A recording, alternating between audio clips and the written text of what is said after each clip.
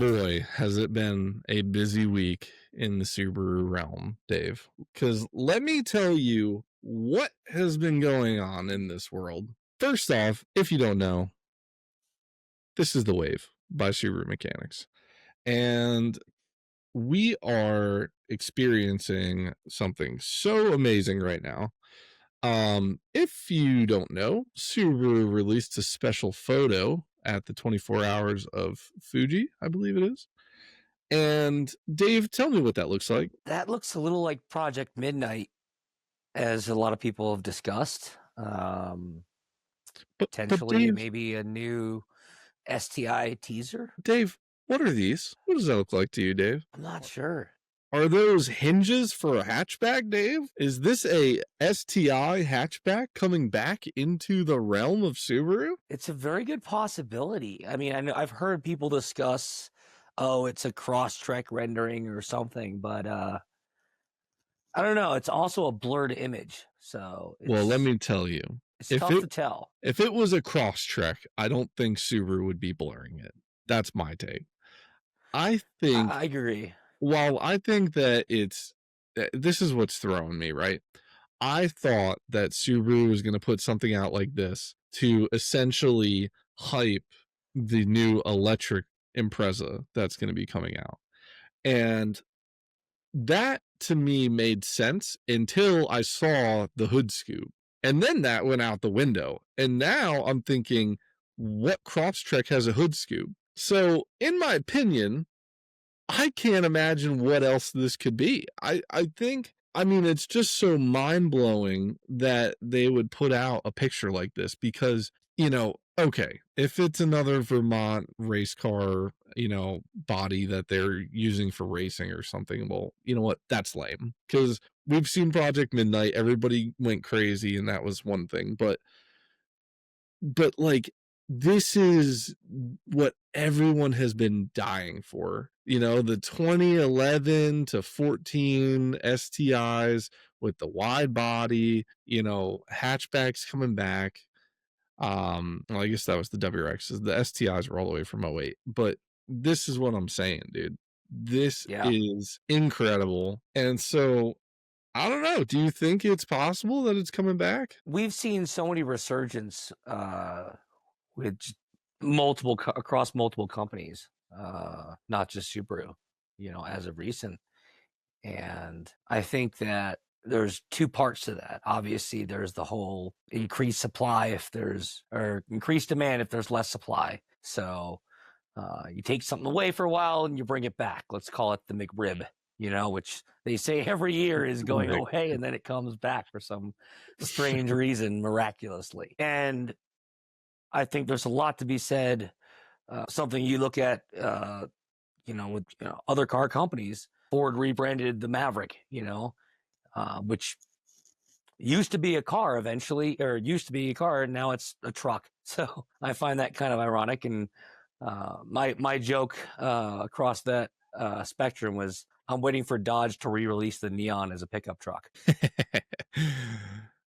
I think that idea makes sense, right? Like you take away something so that people want it and then you bring it back. Because if you keep giving them the same thing every year, look at NFL and NHL and all the video games, right? Every year they release the same product with a little twist to it. And every year everyone just disregards all the new stuff that they did and they say, this is still the same garbage game you've been pushing every year. And so with Subaru, right? Maybe this is all part of their game plan. Maybe they were like, oh, the STI is going away. And everybody was like, wait a second, we love the STI. And then all of a sudden, boom, STI's back. Everybody's like, woo!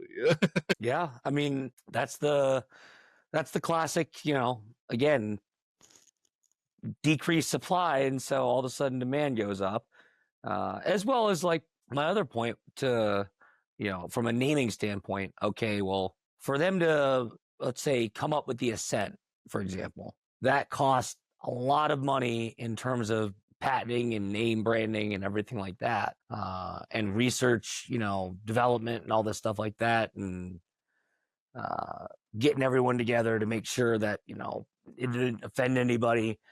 And all of a sudden, okay, well, they have this name Ascent. Well, they don't want to have to rebrand a new car, if they don't have to. Yeah. It's honestly a genius move if it ends up happening. Um, but I mean, yeah, I mean, this is one of the biggest topics that's happening right now. I think everybody saw this photo who owns a Subaru and they are all freaking out, excited because everybody's just waiting for hopefully. I mean, this is what we were talking about a couple podcasts ago when you and I were talking about if Subaru had a legacy brand and what a hot hatch would look like. And we both were like, yes, 10 out of 10, make it right now. This is the thing that everyone Yes. wants. And this is it. This is it. If they brought it out right now, this would be it. And I'm speechless. They should, you know what? Maybe I'll sue them. No, just kidding. This is And who my knows? design. Maybe this is a teaser that we won't see for another year or two, come to fruition.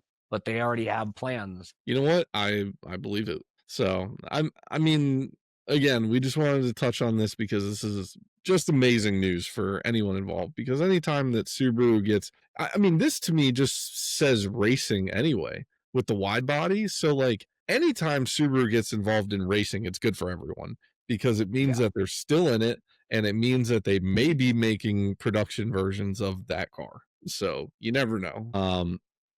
So, topic number 2 today. Dave did a very special thing. If you saw in the group, this is going to be a week from now. So, a week ago, Dave put a post in the Subaru group, and it has finally happened. We now have Dave putting canola oil in his Baja. I love this video. There it is. We And for said we were anyone going who to do thought it. that that was motor oil we put in there, yes, we had the bottles open. That was because it was easier to film one-handed. But at the same time, I was actually surprised at how thin that stuff was to some extent. As other people have commented, hey, people have placed their bets. As of today, when we put the oil in, we've already driven 61 miles. Amazing. That's Anyone amazing. that wants to place a bet, you're going to have to be a little higher than 61 miles. My bet of 1 mile is already out the window, so I saw the one guy that said it wouldn't make it to the end of the driveway, and you said it already did. And there it is, guys. It is done. The canola oil is in the Baja. We will see how long she lasts. And for anyone who's worried, we do already have a backup engine that's been quite honestly taking up space in our back shed for quite some time, for several years now. So that's partly the reason why we're doing this, is for science. Hey, for science. It's perfect. I am so excited to see where this goes. And dude, if this thing survives 3,000 miles, I want to see the oil that comes out of it. I'm so excited. Oh, we discussed we're sending it to Blackstone. Yes. 100%. We're not going to tell them. They may have already seen this by that point, because it seems to have already been making its rounds. I've seen a number of shares, so there's a good chance Blackstone has already seen this. But we're planning not to tell them when we send it in, and just send it in and tell them it's our oil from our engine, which is true, from our shop Baja. And we're going to have the mileage that was the vehicle is at, and how many miles we've driven on it. And we want to get their oil analysis professionally. And we will put that up here on the podcast as well as the group, and let everyone see what Blackstone has to say. It's amazing. I am also very excited to see what happens. So if you want, Subaru Mechanics Facebook group, the post is up. It's in. If you click on featured at the top, you can find it, and then you just comment whatever mileage you think the Baja is going to make it to before it explodes, and essentially that's it. And Dave, I saw a comment. Now, I'm just precaution. I would keep a fire extinguisher in the Baja because I saw a comment that someone did this and it caught on fire. So I'm just saying. And actually, we just before we recorded this, we saw that comment. We have yet to respond. Well, I guess this is our formal response to that comment. We're one step ahead of you. We already have several fire extinguishers on board, as well as another transparent point is this vehicle as a shop vehicle. It's not driven, a lot. It's driven frequently, but it's not driven, let's call it more than 100 miles, give or take at a time, usually. And so that's kind of its use case. So we'll kind of see where it lasts based on that. But compared to, we're not putting 3,000 miles cross country on the thing. If anyone wants to see that, maybe we'll experiment with that. But that's a whole nother endeavor, and that requires a chase vehicle, I'm sure. Yeah. Something else social media related I want to put to rest. I get comments every single day about the logo for our podcast. People saying, "Oh, I thought waving at Subarus was like this," or "I thought it was like this," or people saying it's the middle finger, and you just, it's like, it doesn't matter. This works. I had somebody, what's so funny? The area that I'm in, everybody waves. Doesn't matter what they're in. The old Subarus wave, the new ones wave, the brand new like 2025 models wave. Like, everybody waves. And so every day the guys are on the steering wheel and they give me one of these, or I had a guy that pulled up next to me in the same WRX I have, and he gave me one of these out of the out of the sunroof. And so I gave him one back. So it doesn't matter. And all of you people saying that, you never get away from new Subaru or whatever, the change. Wave at somebody. They will wave back, I promise you. Yes, You know, absolutely. And it's certainly a struggle. I've felt it if you're in a stock Outback, you don't necessarily get the attention from the STI. However, we've found if you lift that Outback and put an awning and a roof basket on it and a fifth spare tire and some big off-road tires and underglow lights and rock lights, and you get some waves, even from yeah, non-Subaru owners. So yeah, at yeah. least internally, too, to your other comment, we at least as a shop, we kind of have the internal Subaru wave as we all leave, and that's usually may or may not be the middle finger, but that's all we'd love too. My favorite is the people that say that you put up how many engines you've replaced. So you just put up how many. um, I actually love when someone doesn't wave because I know I'm going to see them on my commute every day. So then it gets to the point where I throw my whole arm out the window and I'm just like, "You're going to wave at me someday." So you're forcing the wave. I have to, dude. It's the name of the podcast. I can't not, like. We got to get you magnetic like bumper stickers, so that way you can throw them out in traffic and stick them onto the side of their car that just says the Wave Podcast. No, even better. I need one of those pointer fingers, on the stick, and just like, get a fist bump from them as I go by. I'm gonna make you one of those long telescoping hands that has the wave. I'm gonna find someone that can make that. I want it. Amazing. Well, Dave, since we have a little bit of a longer podcast today, I'm going to move right into our next topic. So we're going to go a little technical for a minute, and then we're going to pick up with some Subaru trivia and our WRX files of the day. To start, I wanted to talk about the history of Subaru turbos. What turbos have been put out by Subaru? What was good about them? What wasn't good about them? How much PSI they made? What cars they came in? And then we're going to talk a little bit about single scroll turbos versus twin scroll, and when it's good to go from a single scroll to a twin scroll and how they connect and all that. Um, so basically I wanted to start, in my opinion, where, things kind of kicked off is 2002 with the WRXs. That's when they first kind of like got into heavy turbo vehicles. At least for the US market. Exactly. Yeah. So they had the WRX, the Forester XT, and the Legacy GT. Um, Stock boost was between 13.5 to 14 psi, and the pros were quick spool up, good for daily driving, reliable. Cons, limited top end power, not ideal for high performance builds. I know a lot of times from dealers, stock turbo PSI, they try to keep it now around like 8 to 10 PSI because they don't want to overdo it. So, Well, that was how Saab, I remember, used to do it.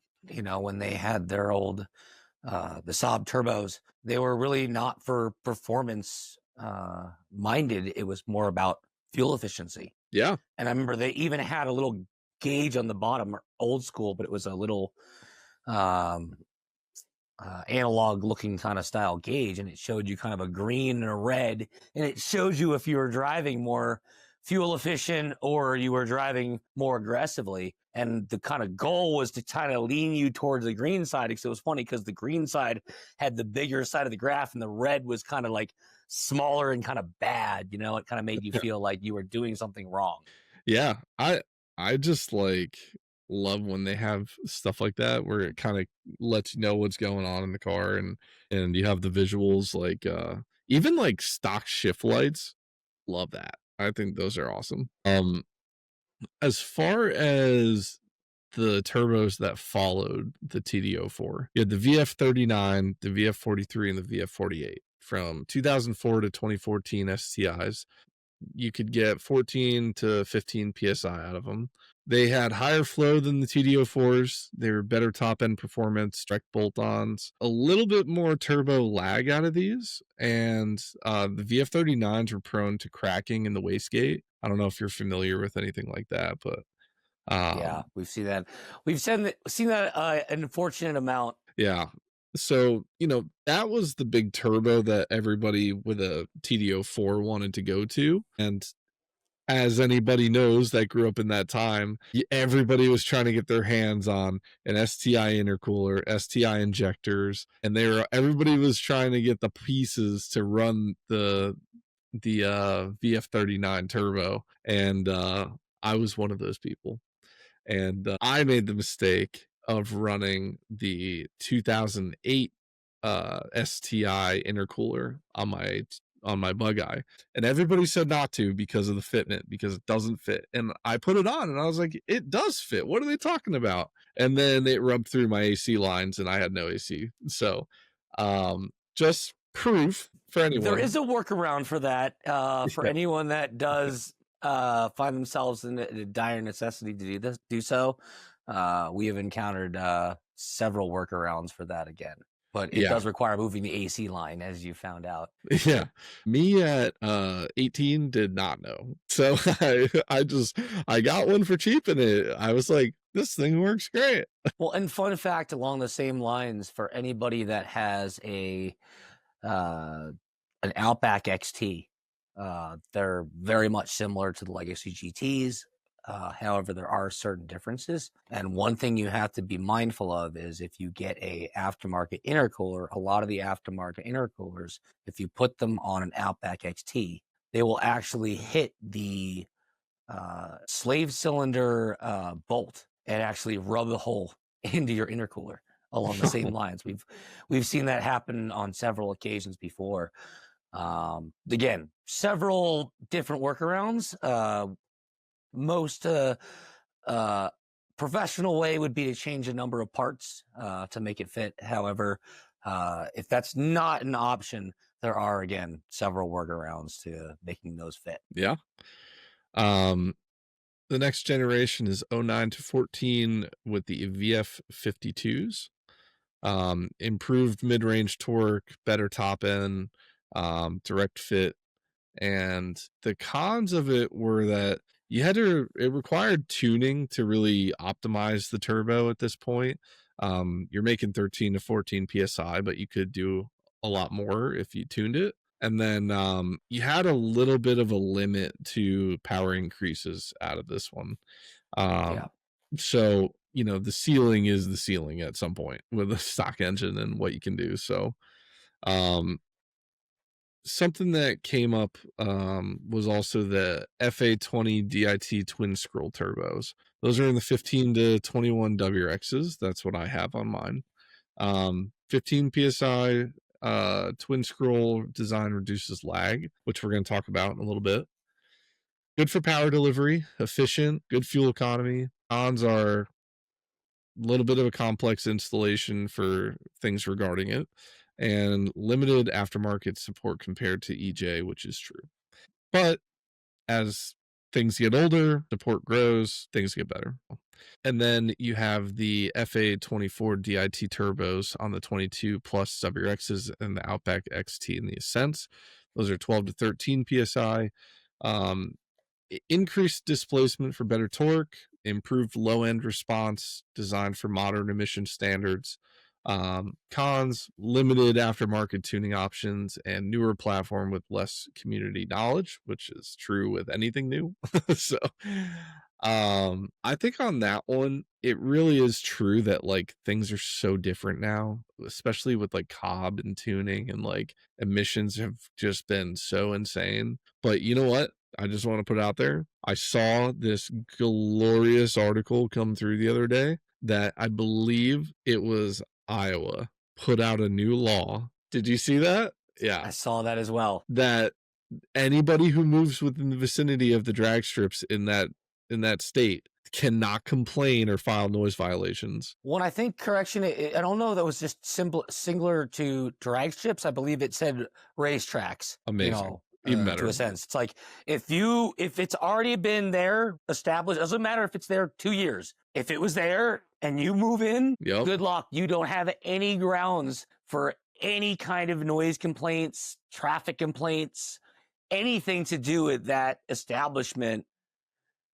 Pretty much whatsoever, other than respectable health and safety things like that. What have you. If it was a toxic environment or whatever, but yeah. Everything I read about this was amazing. They cut right to the point. They wrote it very short, very sweet. This is how things are. I live in New Jersey. We lost 2 drag strips in the last 2 years. We lost one out here very close to us here in Colorado. For anyone that follows, we lost Bandimere. I think it was 65 years. One of the oldest, I believe, drag strips out here. And there's a lot of other talks about other things going on, but unfortunately, there was a new development that moved in several years ago, right across the street.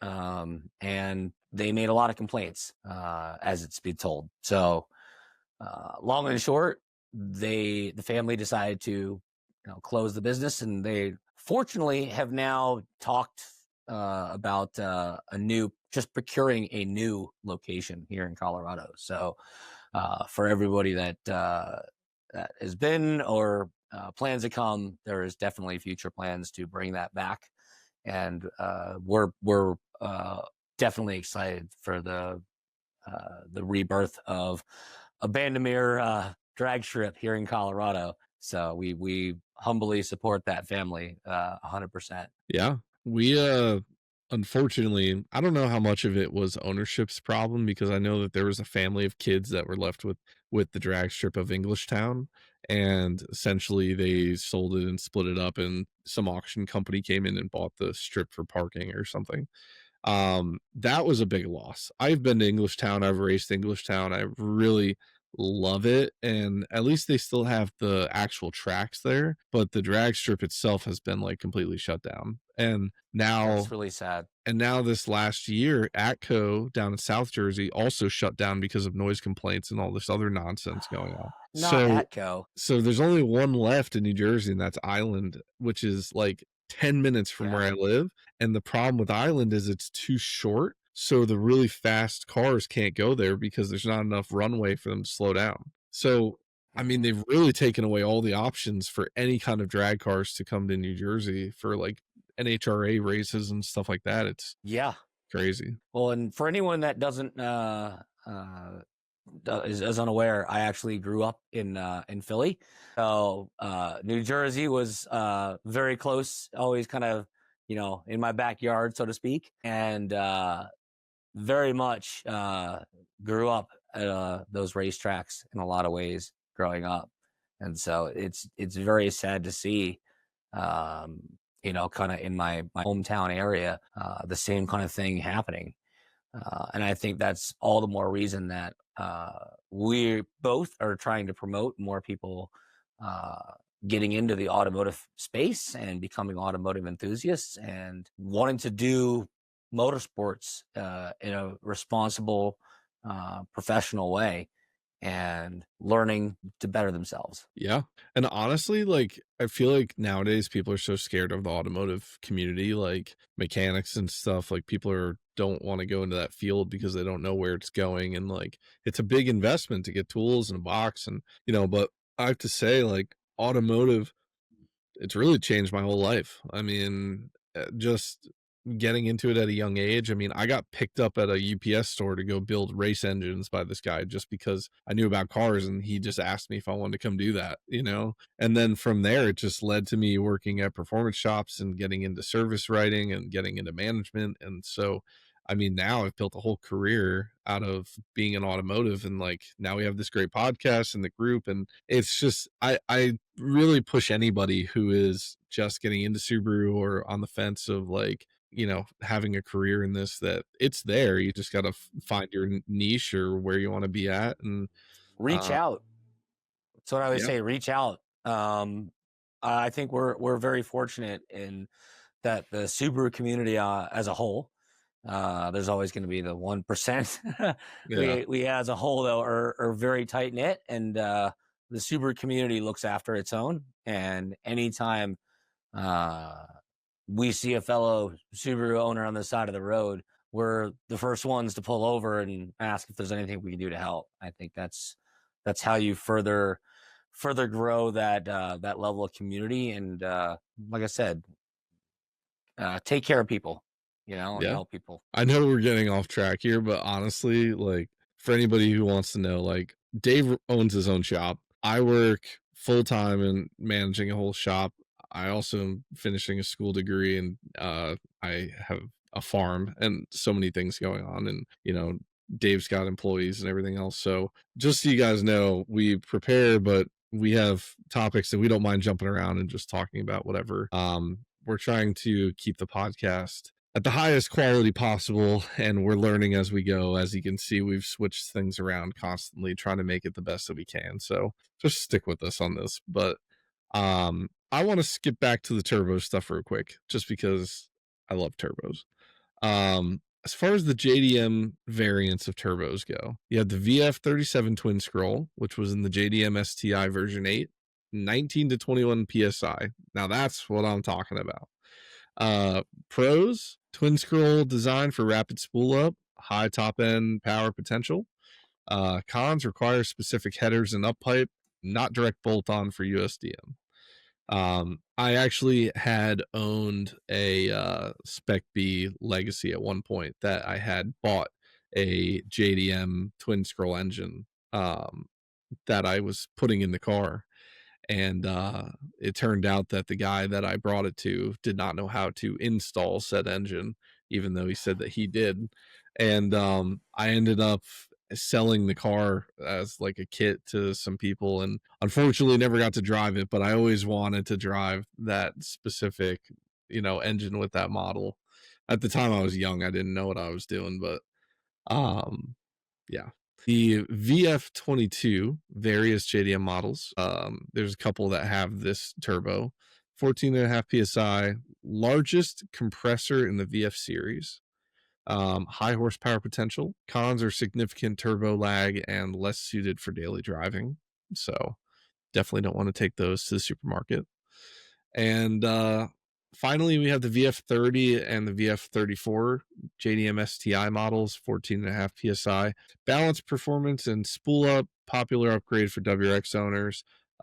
Required tuning and supporting mods, and not as efficient as newer turbo designs. Now, all of this you may take in, and all these numbers I just threw you, and say, man, I have a Subaru. What kind of turbo should I run? And when do you go with a twin scroll, or when do you go with a single scroll? Or why do the newer models run twin scroll and mine doesn't? this is the questions that Dave and I are here to answer. So, as Dave is trying to bring back asbestos, I'm trying to figure out the turbo questions. So,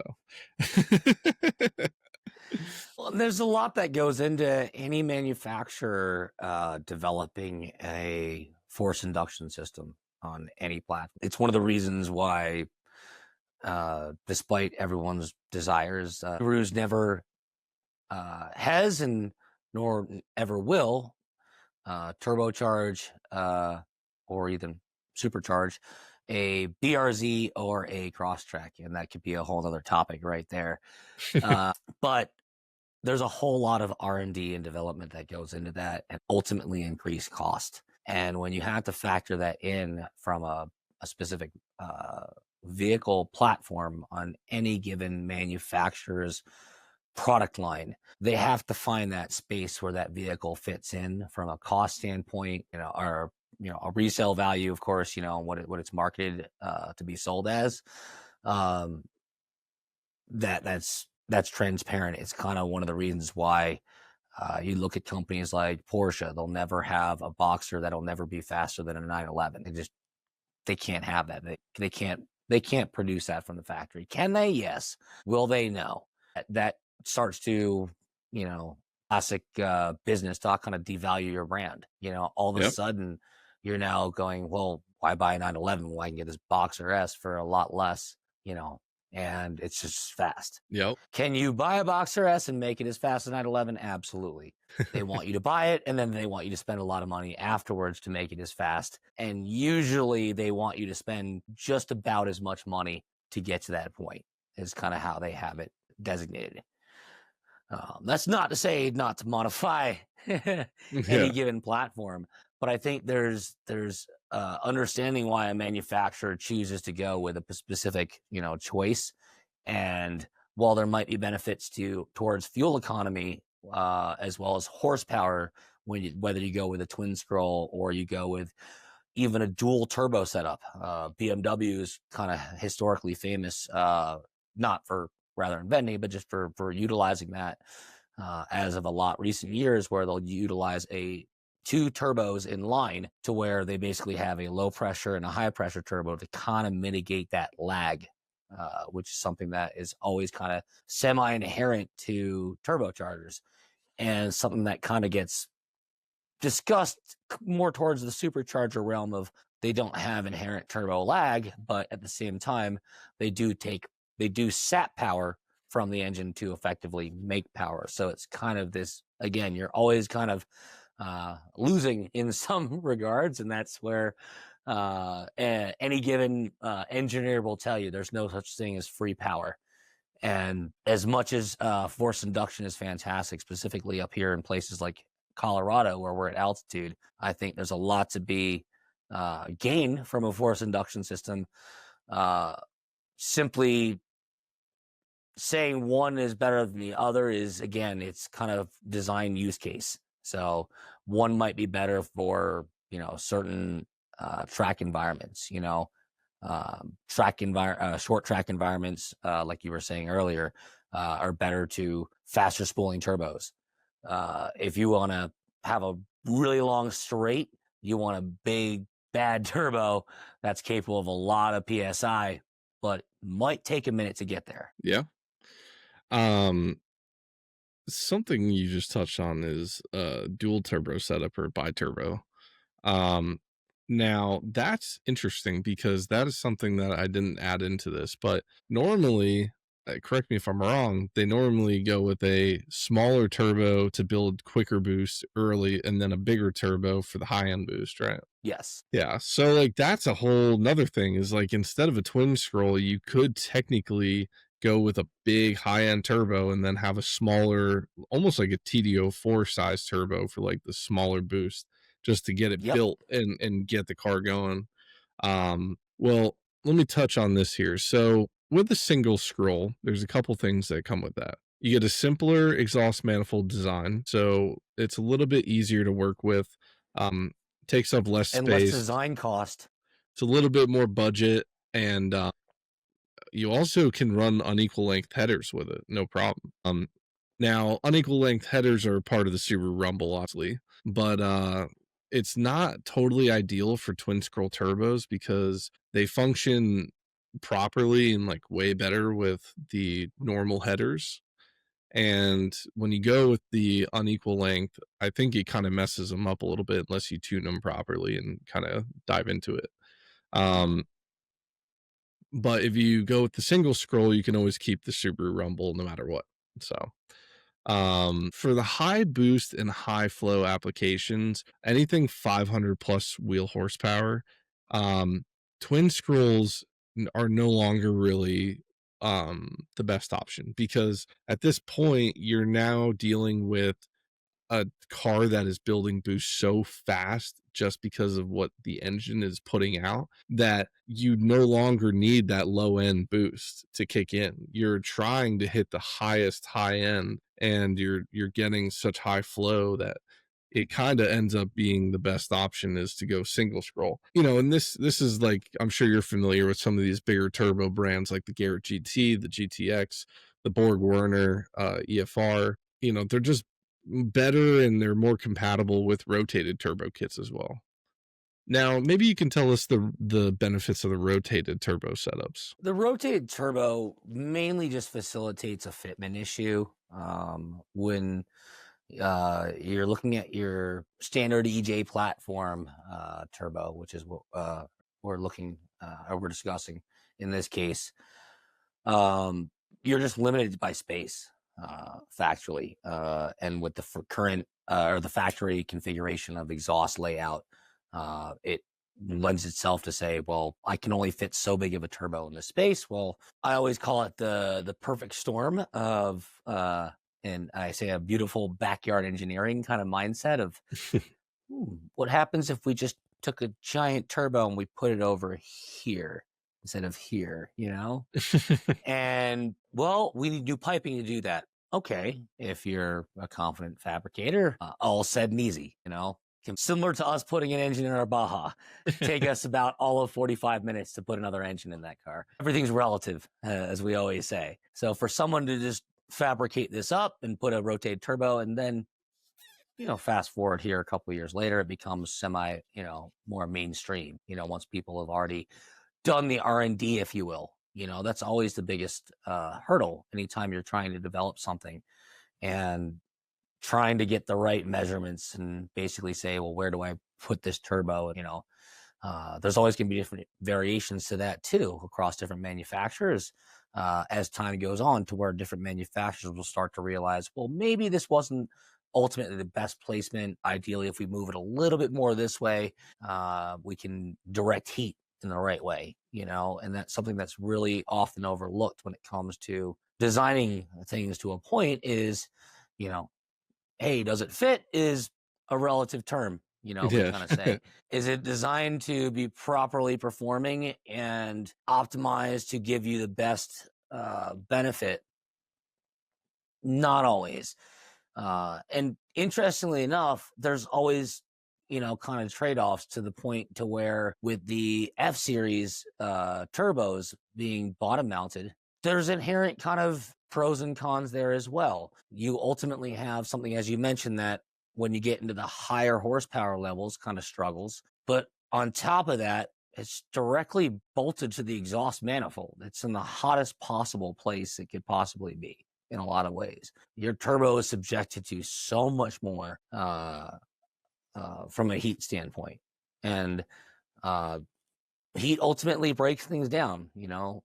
Experience tells us certain facts, True. and not to say the F motor turbo design is less superior. It has its benefits, but again, to everything there's pros and cons, and that's where you have to ultimately look at what are you trying to build. And I think the manufacturers know that best to a certain degree when they're designing a car. Ultimately is, okay, we have a certain vision, we're building this platform, we're building this car, we know what we want to build. Beyond that, okay, now we're all backyard engineers in a point, Yeah. and for better for worse, hopefully mostly the better, but we ultimately have to take that with in spades and understand that that's the space that we're sometimes in, is we're trying to uh, trying to over engineer what the manufacturer designed the vehicle for. Yeah, and that's really the name of the game is everybody's always messing with their Subarus. Yeah, I think that for big power, simplicity of tuning, if you want the unequal length headers, just stick with your single scroll. If you are looking for something that's a little bit quicker to boost and is going to be more like a fun daily or something that's like low speeds on the track or something, then maybe the twin scroll makes a little bit more sense. But as always, do your research, figure out which application works best for you, and obviously the bigger the turbo, the better. So that's what I always say. So, um, so Dave, so I actually want to jump to something that's a little bit fun. We're gonna dive into some Subaru trivia questions for you, Dave. Woo! um, Ready. So I'm going to read a couple questions for you, and then I will give you a few seconds to answer. And if you don't have it, I will tell you what the answer is. All right, here we go. Question number one. What was the internal development code name for the first generation of Subaru WRX? I know I've heard this years ago, and I know I'm not going to remember it. Well, Dave, it is a prominent part of Subaru. It is Project 555. um, Here, this one is a softball for you. Which Subaru model used a twin-scrolled supercharger or turbocharger and equal length headers from the factory? Oh, well, we were just talking about them, Yep, so yep, that's an easy one. yep. Give me another hard one. I feel like I missed the ball with the 555. I should have known that one. Which Subaru model introduced the first turbocharged engine in the U.S. market? Well, that was the bug eye. So it was actually the Subaru GL10 Turbo. The GL had a turbo. Apparently, it had a model that did come with one. No kidding. Okay. What rally team did Subaru partner with for their World Rally Championship entries in the 1990s? I'll give you a hint. They created their own custom headlights and taillights. Was it Pia or It Hella? is Pro Drive. Oh, okay. Here, this is probably going to be a tough one. In which Subaru model and year was the driver focus facial recognition system first introduced in the US? First year and model? Give me the first year that you think that they implemented this. I'm going to say 2017. Ooh, close. 2019 Subaru Forester. Okay. Yeah, these are some tough ones for you. Well, and that's interesting because I know that they had eyesight before that. So that just goes to show you they were already dabbling with it before they kind of rolled it out. That makes sense. Yeah. Next question. Which JDM only model featured a supercharged engine, rear-wheel drive, and was never sold in the US? I'm terrible about the JDM market. I won't lie. I am not the JDM aficionado. We'll have to have somebody else on for another episode as a guest who is more of the JDM aficionado. I think that'll be an exciting discussion to learn some things. Yeah, I also learned some things doing this. It was the Subaru Rex, spelled REX supercharger. Huh. I actually looked this thing up before and it looks pretty rad. So yeah, it's pretty cool. Here's a question that you'll probably know. Are blob eye front ends, including the headlights and the fenders, interchangeable with a Hawkeye? I've heard they are. They are not interchangeable. I think the headlights don't actually fit, even if you get the bumper and the fenders. I think that the mounting for the headlights is different. Okay, I can see that. I may be wrong, but I was thinking if you just change the whole thing, though, yeah, with the fenders. If you did a whole front end clip, that's one thing, but just getting the parts and trying to fit them, I don't think they work. Which engine series replaced the EJ engines in most modern Subarus? Well, it's the F series, The FAFB series. Yep. FAF series. Yep. Here's oh, this is a good one. Which model used aluminum front lower control arms, a carbon fiber drive shaft, and a factory oil cooler as standard in a USDM model? Well, that's an STI, the STI. Yes. It Yeah. was the 04 to 07 Before. WRX Yeah. STIs. Um, which Subaru is known for its signature clamshell hood design? What do they? This one kind of threw me too. I don't know what they mean by a clamshell. I mean, they all. I'm missing something here as a mechanic. I mean, I remember you working on old Mercedes and Saabs where the hoods open the other way, forwards, and that was kind of weird, but still almost clamshell. So for some reason, I don't know the reason behind this, but I'll show you a picture. Um, let me see here. This is the clamshell they're talking about, the XT. For some reason, they say that this is called the clamshell hood. Huh? I think it's the way that it's like comes to a point, you know what I mean? Like most of the Subaru models are rounded in the front, but I don't I know. mean, maybe. But then again, all the older Outbacks, the whole front grille was part of the hood.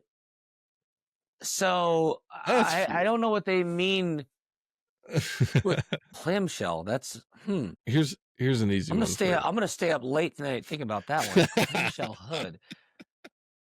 you. Damn.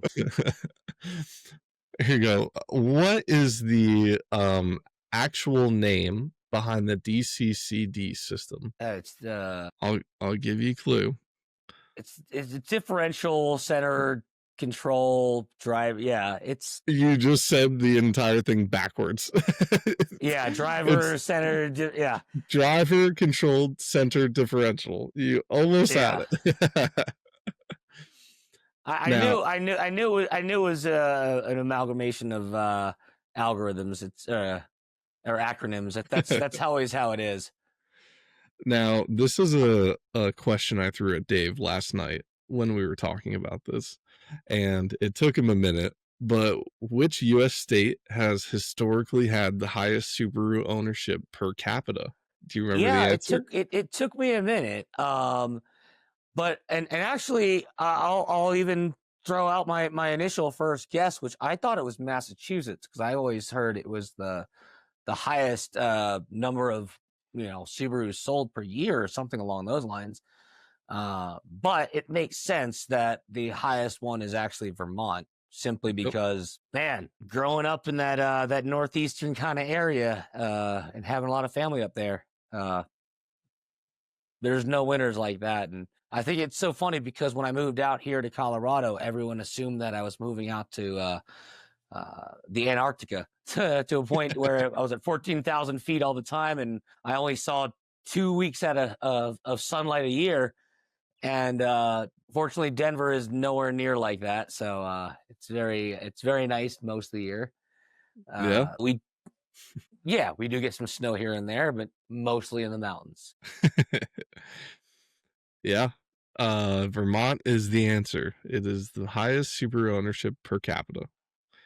Um, Here's something else we talked about earlier that came up as a question is what was unique about the Subaru Brat's rear-facing seats? Well, and that's a fun one.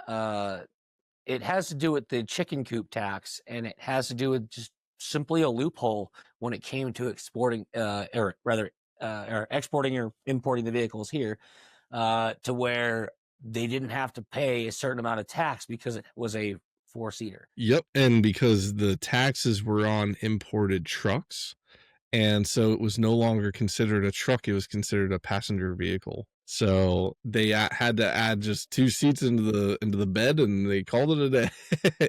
Well, and interestingly enough, that still is a current trend to this day. I did not realize, and I was recently reminded of that as we had to purchase just for hauling bigger equipment and things like that around.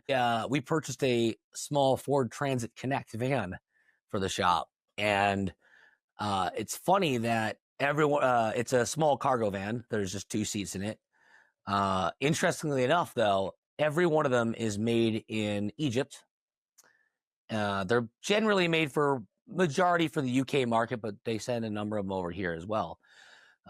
Due to importing taxes, they actually leave the factories with seats bolted into the back, and the doors that are all the sliding doors and the back doors all have windows with glass in them, and they shipped them to the respective country they're for sale. When they get there to be sold as a commercial vehicle, cargo vehicle, they take the doors off the sides and the back, they take the seats out, they put on doors with no windows, and they ship all that back to the factory, and then they repeat and rinse and repeat. I'm dead serious. This is a true fact that Ford openly does this, and they are just doing it to escape a tax loophole, to where they are now shipping passenger vans and not commercial vans, and they pay a drastically reduced cost in taxes, likes of which it is cheaper enough for them to ship shipments of doors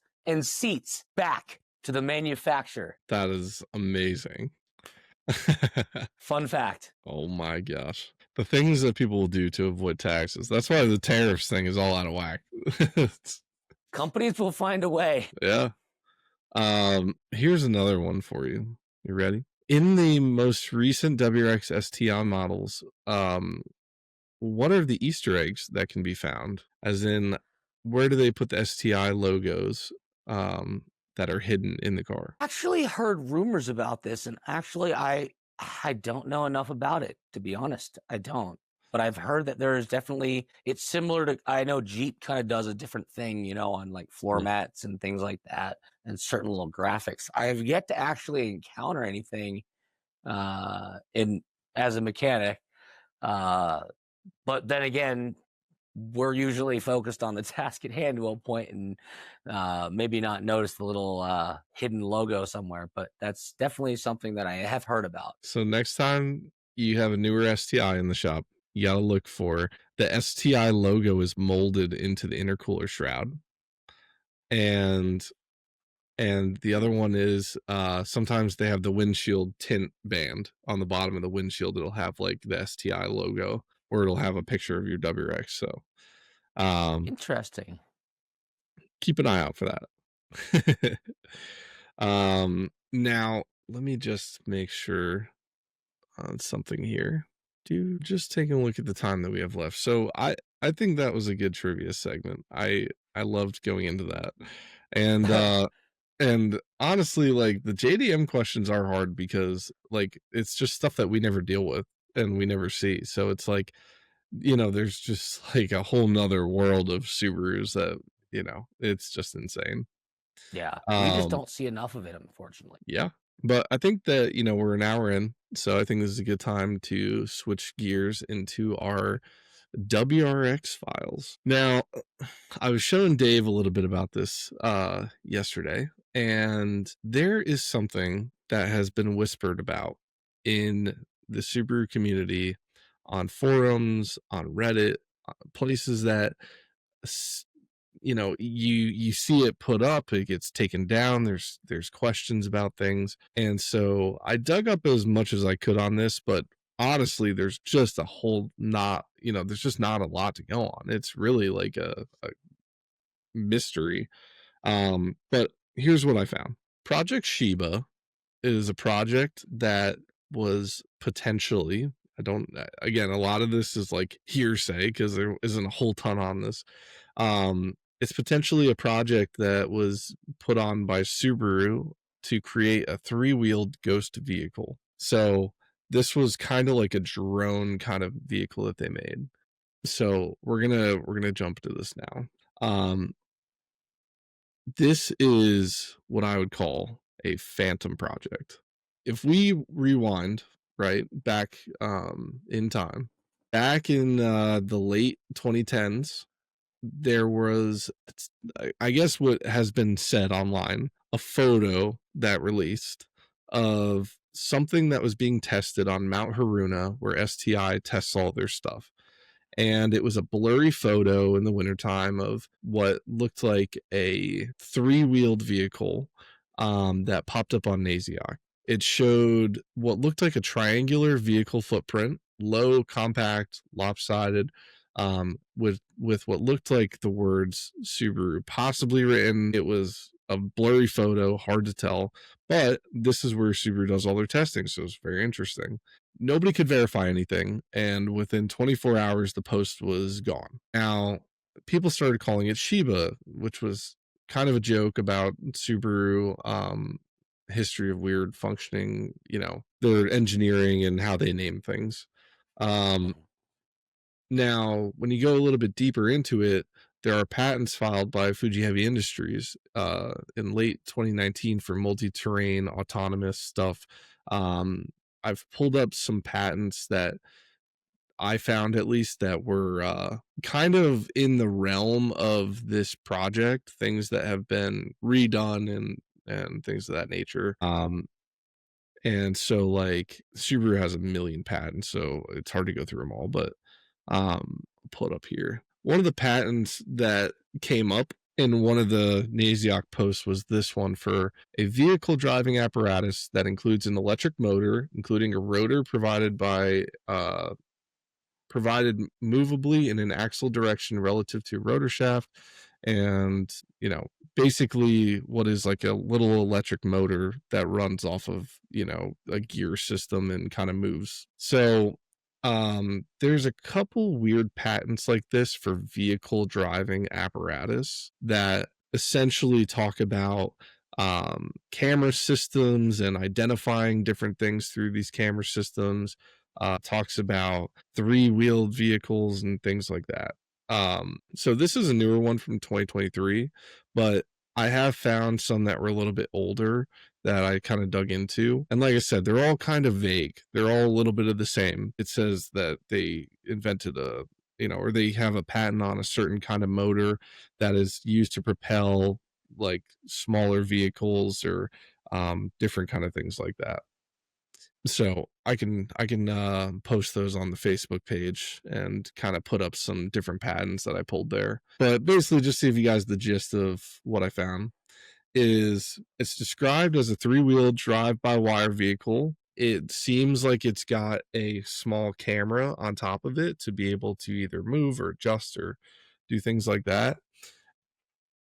One of the things that came up was that in 2023, a Japanese car spotter claimed to have seen this vehicle again that had come up on the mountain. So the photo that came out of this, I'm going to post what this is again part of the AI situation, is that I was able to tell AI to take all of these posts that are made about Project Shiba and the descriptions of what was seen on these posts that have been deleted and essentially have it recreate a photo of what would have been the photo that existed. And so the photo that it came up with is, I'll show you here. Let me pull this up. There we go. So the picture that was seen was something of this nature. It was on Mount Haruna. It was what looked to be like a three-wheeled vehicle moving pretty quick, blurry photo. Again, they claim that there was a little bit of visual of possibly the word Subaru, but I mean, this is all hearsay. The post is gone. Everything is deleted. There's no physical evidence of this thing ever existing other than multiple conversations of people talking about it possibly being a thing. And from what I read is that it may have possibly been a joint venture between Subaru and the military looking to build either anti-riot drones and devices or things for going and helping with like forest fires and things of that nature, or flooding, and having what is like a all-terrain three-wheeled vehicle that can kind of get through brush and things like that. Nobody really knows what the purpose of this would have been, but they believe that this on top of this device is a little camera. It had a headlight in the front, and then you got these wheels. And so I then wanted to get a non-blurry photo to try to uncover what this thing may have actually looked like physically. And again, through the power of AI, I was able to find this. Now, this is what I think this thing may have looked like. um, which is a super badass design. This thing looks crazy. And, and honestly, like if this was something that was being put together, it would be so sick because imagine this thing rolling up, you're trapped in a forest fire and you got this little drone that just pops up and it's like, "Hey, we found him. He's over here." You know, like but I just love the idea that like Subaru could be potentially designing things outside of their wheelhouse, which we always talk about is like something they don't normally do. But if they ever did, like it's cool to think that it's a possibility that they could be going in different directions with things. Um, I mean, on one level, their name is Fuji Heavy Industries, so um, you never know, right? yeah. And again, for anybody listening, it really is what looks like to be like a little it's almost like the size of a pocket bike, but it's all kind of like metal looking almost like a mini tank kind of thing. It's Yeah. and it's really just more of like, from what I've read, a utility meant to go up in the mountains and kind of like either help people or military use to try to go in and like help stop different things. And so this is the imagery that it came up with. And who knows? Might be close, might not be, but all I'm saying is based on what people have said, this is what it's coming up with. Well, and I wouldn't put it past Subaru to, potentially be working with on a military level, helping to develop certain technologies. Uh, you know, for anyone that's unaware, you know, Samsung has a military division, and that doesn't surprise anybody. It shouldn't surprise anybody because, uh, Microsoft or, I'm sure has their own military department, that they're contracted to help develop technology and things like that on. At the same level, though, on the opposite end of the spectrum, who's to say that this could not also be, you know, entirely, for lack of a better term, benign to a point to where maybe this was long ago remnants of Subaru's early eyesight technology, and them Yeah. developing, some level of autonomy. And I think that's, if you look at any, big company who's in this automotive space, I don't think any one of them aren't looking at, certain levels of autonomy. Yeah. I think that honestly my take on this is that Subaru ever since something that we keep talking about is they were at war when they were Nakajima and they turned into Fuji Heavy Industries. Part of their whole MO was that they wanted to become a peaceful brand and they wanted to totally change focus away from war and go into peace and keeping the peace and things like that. And so, in one aspect, right, them creating something that could save people that are in trouble makes a ton of sense. It's right in line with their whole thing. But at the same time, peace could mean something else. It could be keeping the peace when there's riots and things like that. And this could be part of a deterrent system. You never know. But I think honestly, like giving them the benefit of the doubt, I think that if they were gonna build something for their military, it would be something that would be more of like you know, the people that are protecting the people would use. Um, Hmm. Hey, so maybe this is just a first responder. I've heard how certain police uh, districts are using drone technology now, to where all of a sudden, if they're responding to a certain situation, they can have drones that can be way faster and non-hindered by traffic or anything, and be the first eyes on the scene and give those first responders an understanding of what's going on before they arrive. yeah, I, That's a very, very noble endeavor, because now that could transcend saving a lot of lives, in that type of circumstance. yeah, and imagine something like this. Imagine this panel pops open and there's just like a med kit with like hand warmers and you know what I mean? Or a Like giant like net gun that's just like, "Oh, you are under arrest, stop." Okay, don't stop. And then it yeah, just shoots a net at you. I mean, Subaru's non-lethal, we'll stop them. dude, even better, right? Let's say there's a forest fire and you see the headlight of this thing coming through the smoke, and the guy on the microphone's like, hop on, and you just sit on it, and the thing just see. Same thing. You don't know how to ride a motorcycle, but hey, we looked at those patents earlier. I was looking over that one that you sent me, and that talked a lot, and I'm not an engineer, but it talked a lot about motors and effectively gyroscopic processions. And I think Mm, that there's a lot to be, obviously this is three-wheeled too, but still, I think there's certainly a level of balancing or understanding that this, or rather this or other patents they've created do have, to where you're right. If all of a sudden some, electric motorcycle, type thing, you're right, could bust through the middle of a fire type situation, rescue you, and you just hop on and hang on, and it gets you out of there really fast. yeah, That again could save a lot of lives. That autonomy has its place, and uh, I still like to go back to my original point. I think net gun is totally what yeah. I'm hoping they're doing. Just a giant net gun to stop criminals in their tracks. In a world of Fast and Furious 35, yeah, it's like, oh Dominic man. Toretto is no match for Subaru. Yeah. Yeah, that was a good one. I a little bit more on this was that yeah, so it's almost like a scout platform. That was the first big thing that came out because Japan is known for so many earthquakes and tsunamis.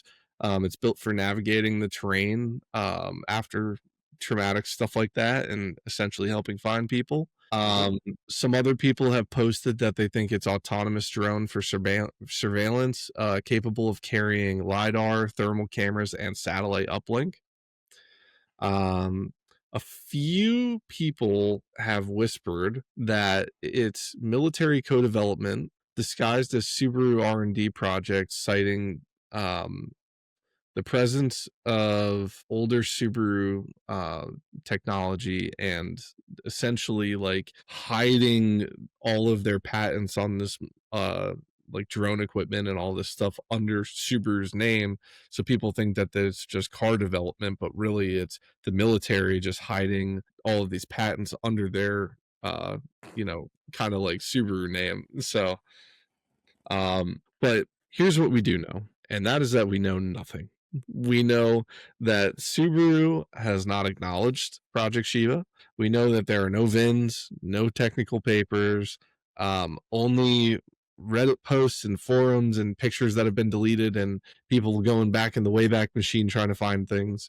Um, Whatever has existed on this project has been essentially erased as far as hard photos. Um, and yeah, I mean, part of why this matters is that for what Subaru is known for, this would be something totally outside their wheelhouse. This isn't, we're not talking diesel, we're not talking rotary, we're talking like, this is like if Subaru was going to go and make electric bikes, you know what I mean? Like, this is when, you know, But to your point, if we're talking on that hypothetical conspiracy theory level, and you say it's outside of their wheelhouse, who's to say we know what their wheelhouse is? Maybe they've been doing stuff like outside of their wheelhouse, or what we say is their wheelhouse, for a long time, and we just got our first glimpse of something. Again, my earlier comment, they are Fuji heavy industries. That whatever can the mean a lot truth of things. Whatever the truth is, Dave, something was moving on Mount Haruna, and it was not an STI. And that's all I'm going to say. um, so that's my WRX files for today. I am loving doing these. It is very fun looking up all this info and like I just end up in Reddit posts and Naziok and looking for like posts that are dated back in like 1996 and I'm in the Wayback Machine trying to find it and it's like totally deleted. Like at one point I was looking this up. And I went in the Wayback Machine and I had found a date that this photo had popped up. And when I went back in the Wayback Machine, the 2-week span where that photo existed, nothing.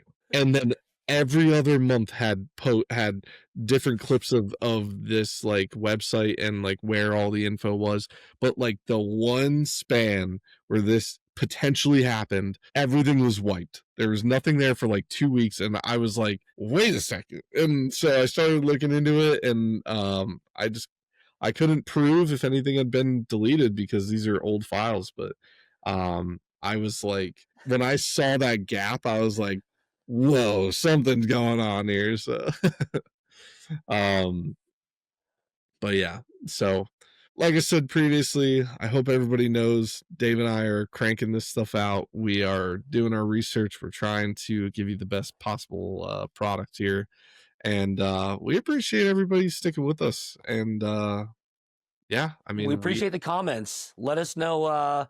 Let us know what you guys think. What are your thoughts about Project Sheba? that's all I'm saying. And not just that, let me know how many trivia questions you got right, first off. And see if you can beat Dave.